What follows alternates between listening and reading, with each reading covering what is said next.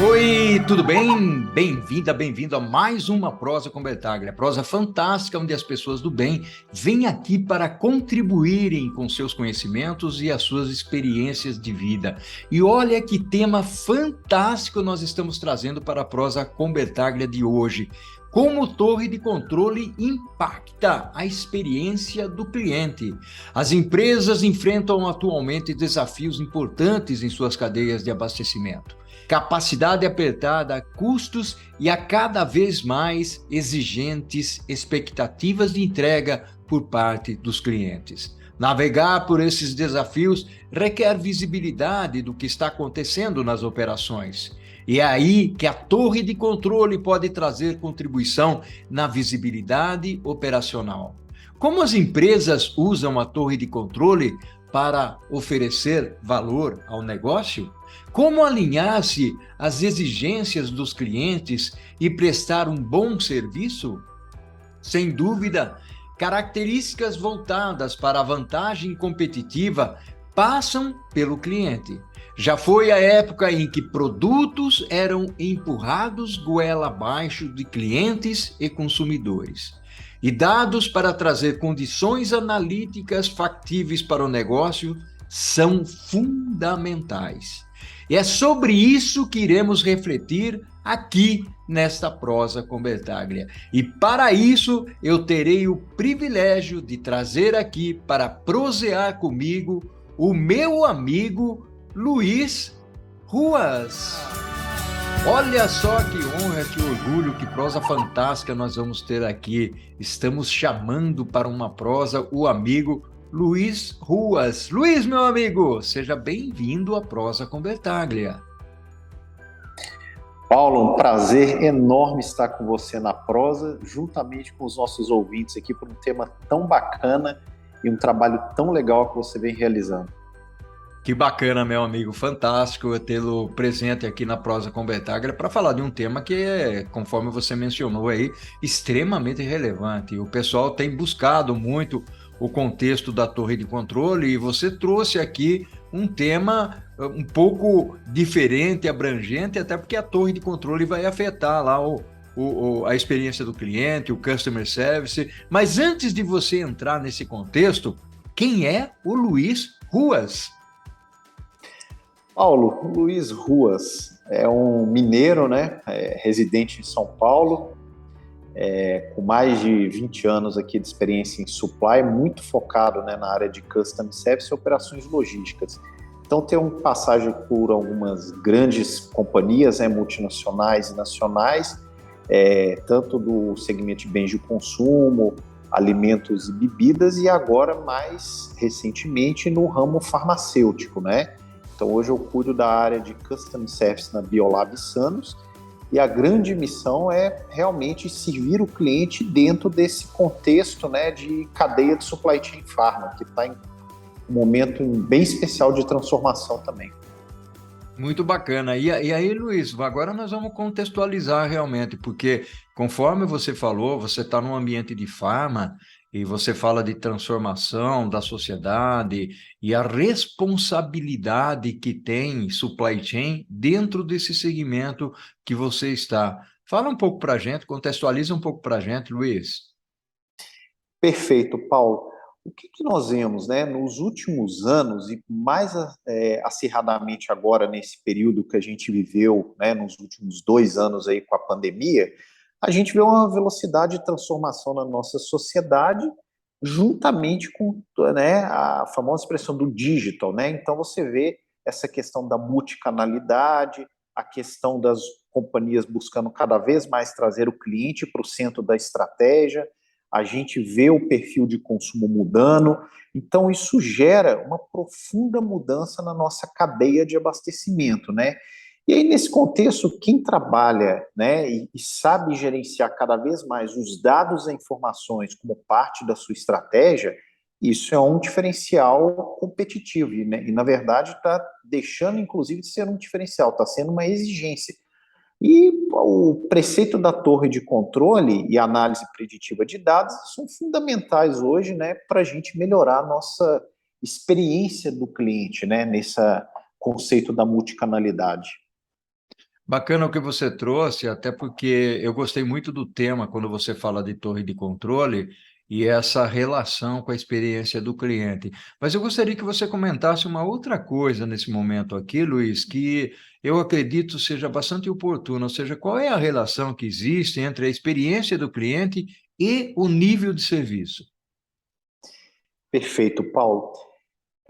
Quando a gente olha para a experiência do cliente, olhando também para o contexto de notícia, a gente pensa da seguinte forma: a velha premissa, né, de produto disponível na gôndola agora muda.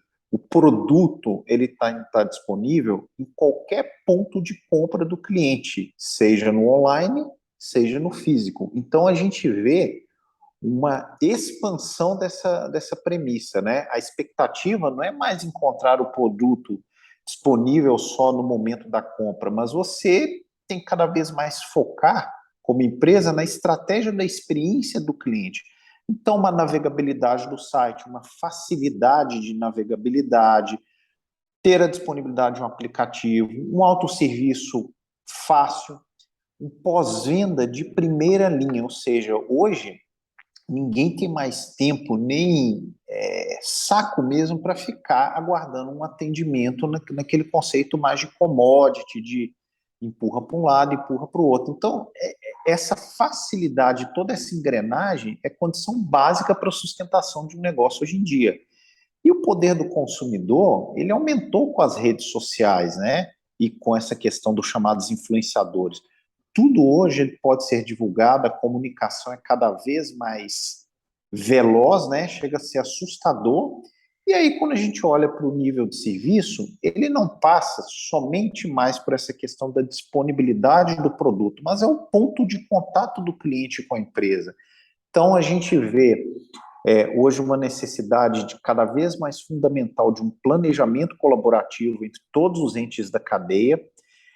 A gente olha para a questão de dados, né, Paulo? Nunca foi tão necessário e, ao mesmo tempo, a gente teve tanto dado disponível numa velocidade cada vez mais assustadora. Mas o que vai diferenciar uma empresa? É a forma como ela vai trabalhar esses dados, ela vai estruturar isso para tomar decisões operacionais mais rápidas, rotas de correção, olhar para a parte tática e trazer isso para retroalimentar a sua estratégia. Esse é um grande desafio. Então a gente vê conceitos, por exemplo, né, em Custom Service muito comuns, como o chamado OTIF, né, o pedido perfeito, o On Time in Full, ele passa a envolver agora não só aspectos nesse sentido, mas mais amplos, né? O que adianta, por exemplo, eu ter uma performance de entrega acima da média no meu indicador interno, né? A gente vai falar isso um pouquinho também. Se eu tenho, por exemplo, elementos de dificuldade de contato, eu tenho uma dificuldade na minha captação do pedido, eu tenho uma alta ruptura de um determinado item necessário para aquele momento.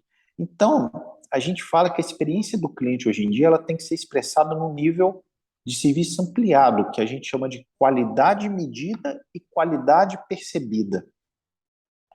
Bacana, bacana, muito, muito legal. Aliás, essa última frase que você trouxe aí, ela é muito importante em todos os segmentos, né? Ou seja, está muito vinculado à percepção do cliente ou aquilo que eu faço dentro da minha organização. Muitas vezes eu acho que o que eu faço é o melhor, né? Mas o melhor, na realidade, pode não ser o suficiente no atendimento ao cliente. E aí, o Luiz, é que eu queria entrar com outro ponto, que eu acredito as pessoas estão com uma expectativa bastante alta quando se fala em torre de controle, até porque aqui no canal, o Luiz, a gente chegou a abordar algumas vezes torre de controle, inclusive fizemos lives sobre isso, e as pessoas continuam perguntando. Então, quando eu vou dar palestras, seminários, tal, o pessoal realmente pergunta qual é o diferencial, o que que a torre de controle traz como valor agregado. E aí fica a minha pergunta para você: qual é o real papel da torre de controle nos diversos segmentos e que tipo de valor agregado que ela traz, Luiz?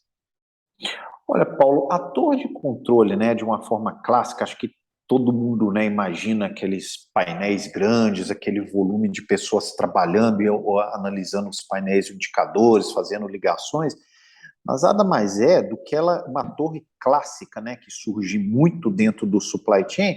Ela visa monitorar e melhorar nossa cadeia de abastecimento. Ela traz agilidade e eficiência na redução de custos operacionais. Então, uma torre de controle clássica, primeiro, ela ajuda a padronizar informações, ela ajuda a ter maior velocidade na compilação dos dados, ela ajuda a ter uma visibilidade mais integrada dos processos da cadeia de supply. Então, o que eu sempre vi de torre de controle, né? Ela é uma expressão máxima daquela famosa frase, né? Que só melhora aquilo que pode ser medido. Então, normalmente, quando a gente fala de torre de controle, realmente é um espaço físico, né, onde existe alguns colaboradores responsáveis por monitorar em real time a questão das entregas, as etapas da operação, trabalhando realmente nos desvios e qual o foco? Maximizar esse nível de serviço nessa etapa. Então, ele é muito comum a gente iniciar uma torre de controle na etapa logística, por uma necessidade de eu ter mais velocidade no meu atendimento da última perna, eu controlar melhor como é que está a minha separação, como é que está o meu backlog dentro do meu centro de distribuição, como é que está a questão da produtividade, e também como é que está o tracking da minha entrega, né? Então, é fundamental quando a gente fala de torre de controle, a gente ter pessoas qualificadas, a gente ter pessoas treinadas, mas principalmente eu vejo a gente ter processos bem mapeados, a gente ter processos bem desenhados. E aí eu acho que um papel, olhando para o olhar mais tático da torre de controle, é que ela permite, à medida que eu estou monitorando e gerando os meus painéis, meus indicadores, eu rever minhas políticas, eu poder melhorar meus procedimentos, eu poder ter mais velocidade no meu escalonamento dos desvios e das tratativas. E, obviamente, hoje em dia, como a gente falou antes, com volume de dados, ter uma tecnologia mais de ponta, né? Um hardware permita realmente uma sustentação e softwares, né, que sejam atualizados e que permitam agregar valor à torre de controle. Ela normalmente começa de uma forma mais simples, com uma, duas pessoas monitorando, gerando alguns painéis para alguma área, e isso, à medida que é vendido como uma solução, começa a se plugar outros entes da cadeia e permite com que a gente comece a monitorar de uma forma mais end-to-end toda a minha experiência do cliente. Olha só, interessante. Eu gostei de alguns pontos que você trouxe aí, o Luiz, principalmente pela perspectiva de que muitas vezes a gente olha para o mercado e nós vemos a torre de controle muito conectada aos aspectos tecnológicos que nós vamos abordar principalmente agora na segunda parte. Mas você falou muito de pessoas, falou de processos, é essa a importância. Ou seja, antes de entrar com uma torre de controle simplesmente pela perspectiva tecnológica, vamos dar uma olhada no processo. E eu queria explorar isso contigo, Luiz. Vamos explorar isso no segundo tempo? Vou pedir para a Corujinha trazer um café para a gente aqui. E nós tomamos nosso Perfeito. cafezinho e vamos para o segundo tempo, pode ser? Vamos continuar com a prosa, tomando um cafezinho. Maravilha. Olha aí, pessoal, que prosa fantástica estamos tendo aqui com o Luiz Ruas, o Luiz que está trazendo aqui a perspectiva da torre de controle relacionada ao customer experience, ou a expectativa do cliente, o serviço ao cliente, né? Isso é muito importante. E o Luiz, nós falamos lá no primeiro tempo da nossa prosa, ele trouxe aqui aspectos bastante relevantes voltados para processos. Nós sabemos que tecnologia tem um papel importante. Luiz trouxe também a parte de pessoas. Luiz, qual é o papel da tecnologia dentro desse contexto aí? Apesar de você ter falado, logicamente, da importância de processo, que é fundamental para você otimizar a cadeia, para você ter uma cadeia substancial para atender as necessidades aí do cliente final, do consumidor final. Mas vamos olhar o que a tecnologia pode proporcionar para a gente. Olha, Paulo, olhando para a tecnologia, o que a gente vê? Hoje ela é fundamental do ponto de vista experiência do cliente, né? Se tornou quase que um mantra nas organizações quando a gente fala da transformação digital, mas é importante a gente dar um passo para trás e entender que, dependendo de algum business ou de uma geografia diferente, a gente vê estágios totalmente diferentes da maturidade digital como parte dessa estratégia, né? Então, primeira coisa, acho que é fundamental a gente olhar para o papel da tecnologia, mas a gente entender qual estágio da tecnologia. A gente vê organizações que hoje ainda a tecnologia da informação é vista como uma área, na verdade, mais operacional, o bom e velho suporte, né? A famosa sustentação do meu ERP ou de algum projeto de novas aplicações. Então, é através da tecnologia que eu entendo que a gente aumenta a experiência, né, com o meu cliente. E aí, quem sabe gerenciar os dados de uma forma mais holística está à frente. E aí, quem possui capacidade preditiva, inteligência, velocidade no processamento, que permite uma melhor experiência de serviço, sai na frente. Então, ela permite, por exemplo, que a antiga, né, a famosa compilação de informações, aquelas reuniões e calls que a gente vê muito ainda nas organizações, ele vai ser substituído o quê? Por prevenção, por mudança de rota, por captura do que o meu cliente está percebendo naquele momento. Então, muitas vezes a gente vê, né, o conceito da indústria 4.0, mas ainda é algo muito distante da maioria das empresas, né? Uma coisa é o que a gente fala, outra coisa realmente é o que está sendo praticado. De fato, a gente pensa assim, né? A minha empresa ela está preparada, né? E a sua cultura, por exemplo, falando de tecnologia, é fundamental entender que a tecnologia ela habilita do ponto de vista ferramenta, mas o cliente no centro, eu estou colocando ele e as ferramentas e estruturas elas estão adequadas para permitir que a minha tecnologia seja um diferencial. Esse é um ponto que eu entendo o seu papel da tecnologia hoje. Bacana, bacana. E aí tem uma perspectiva bastante interessante que você trouxe, que é a importância dos dados. Os dados precisam ser lapidados, como diamantes, né, Luiz? Perfeito, Paulo. Quando a gente olha, né, um dos maiores desafios que eu vejo hoje na estruturação de uma torre de controle é a famosa conexão desse Lego, né, dessas engrenagens que a gente chama de dados, né? Muitas vezes as informações elas existem, mas estão dispersas dentro da organização e além disso elas vão fora da organização na questão dos nossos terceiros, né, os nossos parceiros. Então, transportadores, operadores logísticos serviços de call center terceirizados. Então, quanto mais gente envolvida nessa cadeia, mais eu tenho necessidade de buscar fontes de dados alternativas, externas, fazer integração entre sistemas, padronizar essas informações. Então, assim, essa conexão desses dados, essa harmonização é que vai permitir realmente eu conseguir enxergar a minha cadeia, né? E aí eu vou permitir ter mais integração, velocidade de monitoramento, eu vou poder ter uma atuação mais baseada nos meus indicadores, né, de forma integrada, padronizada e ágil para tomada de decisão. Aí você trouxe um ponto interessante, ô Luiz, porque nós olhamos pela perspectiva dos indicadores, das análises, o analytics dentro de supply chain, e nós sabemos que o dado por si só, se ele não for lapidado e transformado em informação, ou em informação que permita a tomada de decisão, ele não tem nenhum valor agregado para a organização. Gostaria que você comentasse um pouco sobre isso, né? Ter dados jogados e isolados de nada serve, né, Luiz? Perfeito, Paulo. A gente olha, né, muitas vezes você vê, né, painéis, dashboards, indicadores, mas assim, além do monitoramento, a gente precisa criar também, né, quando a gente fala de torre de controle, um papel de central de análise, né? Eu ter painéis analíticos de fácil compreensão e de acesso. E o grande desafio que eu entendo nessa questão dos indicadores é eles estarem compatíveis com a visão do meu cliente, né? E um time cada vez mais capaz, né, de entender esses conceitos, aplicar as ações, né, da famosa melhoria contínua. Então, a gente ter realmente essa questão do cliente no centro, melhorar a experiência do meu cliente. Então, esse é um grande desafio. Eu preciso não só ter os meus indicadores, mas também saber como analisar e tomar as melhores decisões em cima deles.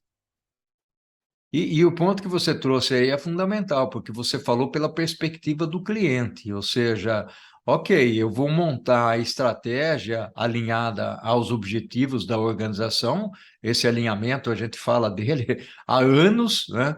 Mas normalmente não ocorre da forma devida, ou seja, a gente sempre fala, tá bom, eu quero foco do cliente, eu quero a perspectiva do cliente, portanto, eu vou construir os objetivos da minha organização e as estratégias para atingir a esses clientes. Vou montar a minha torre de controle olhando pela perspectiva do cliente. Você falou do OTIF, on time in full, ou seja, tá bom, pedido perfeito, né? É colocar o produto, a quantidade corretamente para aquele cliente, para aquela necessidade do cliente. Mas existem outros elementos. Então, o Luiz, você falou alguns pontos aí que são muito importantes, e eu me recordo que eu fiz um seminário recentemente, onde o diretor de uma empresa ele colocou da seguinte forma, Luiz, que ele tinha todos os indicadores necessários para o supply chain para ser monitorados. E a pergunta que eu fiz é, ok, mas quais são aqueles que mostram para você se você realmente está atendendo a necessidade do cliente ou não? Ou se você tem um feedback que seja plausível em relação ao objetivo da organização. Ou seja, eu fiquei sem resposta, porque não adianta você ter uma quantidade enorme de indicadores, da forma como você falou inicialmente, que você não tem tempo para tomar ação em cima daqueles indicadores. É isso, Luiz. Como é que você enxerga esse comentário que eu estou fazendo agora? Paulo, eu acho que a gente tem um estigma e uma necessidade a gente falar não só da palavra bonita, trazer o cliente para o centro da estratégia, mas por que que eu não posso convidar, de alguma forma, e trazer o meu cliente para a construção dessa torre de Uhum. controle? Por que que eu não posso mapear meus pontos de contato com o cliente e trazer esses pontos de contato como retroalimentação dos meus indicadores, da minha análise? Então, é aquilo que a gente falou no início da prosa, né? A qualidade medida e a qualidade percebida. Às vezes eu tenho um indicador, uma métrica que eu estou batendo, que eu estou correndo, que eu estou mobilizando todos os recursos, só que isso está agregando de fato valor para o cliente? É o famoso elefante na lojinha de cristal, né? Às vezes eu estou passando, mas assim, será que eu não tenho uma outra forma de conectar essa visão do cliente? Esse é um grande desafio, né? Porque é trazer o cliente como um ente realmente na construção de uma torre de controle da minha estratégia, né? E aí tem um outro valor, um outro ponto que a gente pode agregar aqui, né, Luiz? Ou seja, a partir do momento que você instala a torre de controle, não é a torre de controle da logística ou do supply chain, já que ela está conectada e voltada ao cliente, é a torre de controle da empresa. Como é que você integra? Porque tem outras áreas aí que também devem se conectar, porque senão não vai funcionar, principalmente a área de vendas. Como é que você enxerga isso, Luiz? Fundamental, Paulo, isso que você está colocando. Né? É aquilo que a gente falou. Normalmente, isso nasce de uma forma embrionária. A gente começa a medir uma etapa, a operação logística, só que depois eu posso expandir para outros elementos. Por que não trazer isso para o aspecto comercial? Né? Hoje, a tecnologia que está disponível, ela permite, primeiro, que isso seja cada vez mais automatizado, então isso libera a agenda do time para focar no que é valor de servir ao cliente. Então, eu gasto menos tempo compilando informação e mais tempo para aprimorar a minha experiência. E eu começo a olhar outros elementos além da cadeia de supply que podem estar impactando. Eu posso expandir a minha torre de controle para alguns indicadores e visões comerciais, né? Então, você amplia esse leque. Você passa, como eu falei inicialmente, por um monitoramento da minha operação logística, mas depois você vai adicionando, plugando elementos na cadeia, né?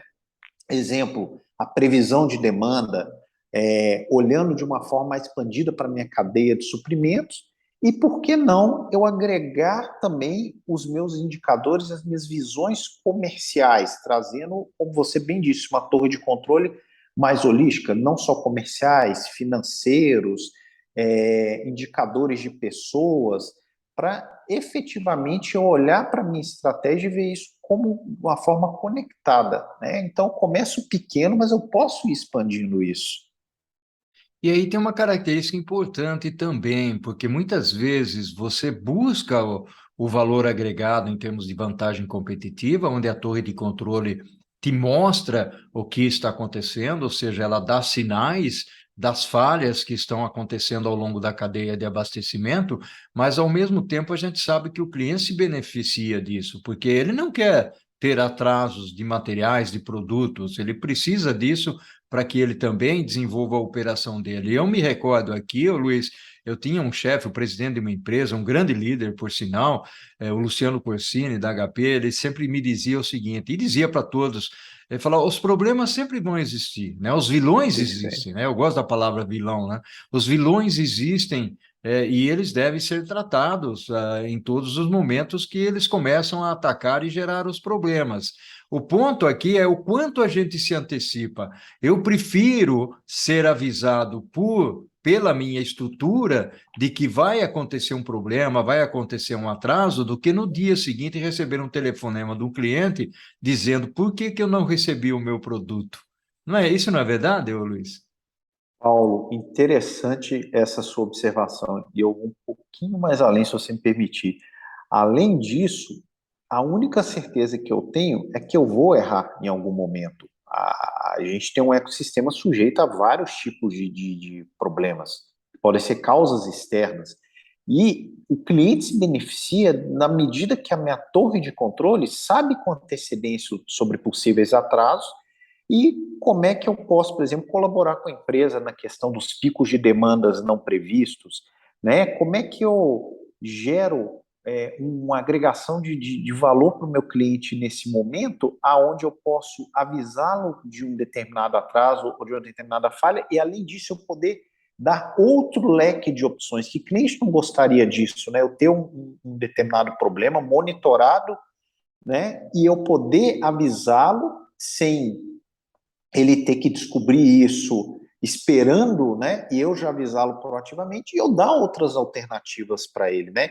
E como é que eu trago essa voz do cliente, né? Esses desvios ou as sugestões do meu cliente à medida que eu estou monitorando e podendo antecipar alguma situação, trazendo propostas de valor para os seus clientes. Aí, associando aquilo que você falou de trazer visões de marketing, visões comerciais, como é que eu começo a clusterizar? Como é que eu posso medir sobre diferentes pontos de vista o que vai gerar mais valor para aquele cliente, para aquele perfil em um determinado desvio ou em uma determinada antecipação de alguma informação?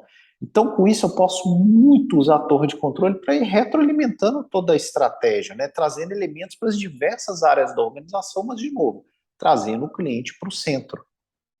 Que fantástico, Luiz. Luiz, meu amigo, nós estamos finalizando a nossa prosa aqui, mas eu não gostaria de encerrá-la, de terminá-la, sem antes ouvir algumas dicas suas, principalmente para aqueles que querem utilizar a torre de controle alinhada com a expectativa de cliente ou a expectativa do cliente. O que você diria, Luiz?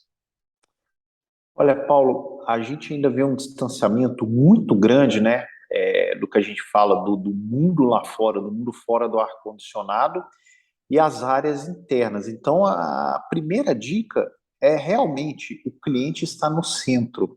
A experiência do cliente, a visão que a gente falou, né, na nossa prosa, de qualidade medida e percebida é fundamental. Então, não adianta eu monitorar, atuar em alguma coisa que só vai gerar um valor interno, mas para o cliente aquilo de fato, aquela ação vai refletir uma melhoria significativa da experiência. Então, a gente, além da torre de controle, a gente tem que emanar um pouco a ideia do que é servir ao cliente, né? A gente às vezes acha que custom service é mais do que uma área, ela é uma premissa. Então, a gente pode, por exemplo, como dica, colocar os colaboradores para vivenciar esses pontos de contato do cliente. E aí eles podem trazer para dentro de casa sugestões de melhoria. E aquilo que a gente falou também, trazer o cliente para a co-construção, um planejamento colaborativo de demanda, os inputs da experiência de compra, como é que é o uso do produto ou serviço, a questão da cultura do servir, ela tem que permear a organização, né? Porque existe uma diferença muito grande entre eu atender bem um cliente e eu servir o meu cliente. Então, a gente poder estar sempre acompanhando também a evolução do mercado com as tecnologias disponíveis, né? Hoje a coisa é muito dinâmica, mutável. Então, as equipes têm que estar com mindset ágil, mas sempre sendo capacitadas e recicladas, né? Minha opinião para a gente finalizar é que, assim, a torre de controle hoje, ela é uma das grandes ferramentas que a gente tem disponível para agregar valor no supply e trazer isso uma visão de cliente, prevenção, monitoramento, remediação e elementos do cliente que podem ser expandidos para outras atividades, outras áreas da minha organização, como a gente falou. Seria isso, Bacana, Paulo, como bacana. ponto de dica. Maravilha, meu amigo, fantástico, Luiz, gratidão enorme, um abraço virtual para você na sua participação aqui na Prosa com Bertaglia, ao infinito e além, Luiz. Eu que agradeço, mestre, pela oportunidade, pelo momento de troca aí. Um abraço a todos e espero que todo mundo possa acompanhar o canal Prosa com Bertaglia. Gratidão enorme, meu amigo. O que nós fazemos em vida ecoa na eternidade. Luiz, um abração para você. Um abração, Paulo.